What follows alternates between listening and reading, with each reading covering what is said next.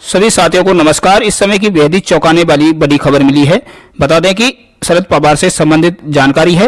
वहीं कार्यकर्ता मानने को तैयार नहीं है, वहीं कार्यकर्ता भावुक नजर आए। बता दें कि इसमें अजीत का बयान भी सामने आया है। उसने कार्यकर्ताओं को संबोधित करते हुए कहा है कि कार्यकर्ता भावुक ना हो और शरद पवार साहब फैसला वापस नहीं लेने वाले हैं। क्या है पूरा मामला, आपको विस्तार से बताते हैं। दरअसल पूरा मामला शरद पवार से संबंधित है, जहां शरद पवार ने एनसीपी का अध्यक्ष पद छोड़ दिया है। वहीं शरद पवार की बेटी सुप्रिया सुले ने 17 अप्रैल को ही कहा था कि 15 दिन में महाराष्ट्र की राजनीति में 2 बड़े विस्फोट होंगे।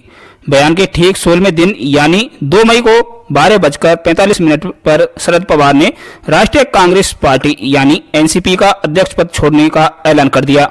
पवार ने कहा कि वो इस्तीफा देने जा रहे हैं। वहीं उन्होंने इसकी वजह भी बताई है। बता दें कि 4 दिन पहले गुरुवार को शरद पवार ने कहा था कि रोटी पलटने का वक्त आ गया है।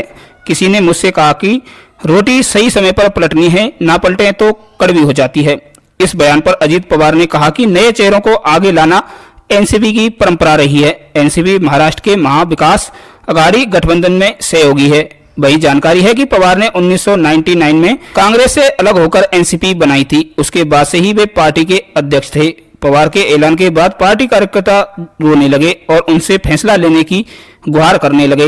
वहीं कार्यकर्ताओं की ऐसी हालत देखकर अजीत पवार ने कहा कि शरद पवार की उम्र को देखते हुए यह फैसला लिया गया है। वे सभी कार्यक्रमों में मौजूद रहेंगे, अध्यक्ष नहीं रहेंगे। इसका मतलब यह नहीं कि वो पार्टी में नहीं है। आप भावुक ना हो, रोए नहीं। जो भी नया अध्यक्ष होगा हम सब उसके साथ खड़े रहेंगे। वहीं इस्तीफा देते वक्त शरद पवार ने लिखा है कि मेरे साथियों, मैं एनसीपी के प्रेसिडेंट का पद छोड़ रहा हूं, लेकिन सामाजिक जीवन से रिटायर्ड नहीं हो रहा हूं। लगातार यात्रा मेरी जिंदगी का अटूट हिस्सा बन गया है।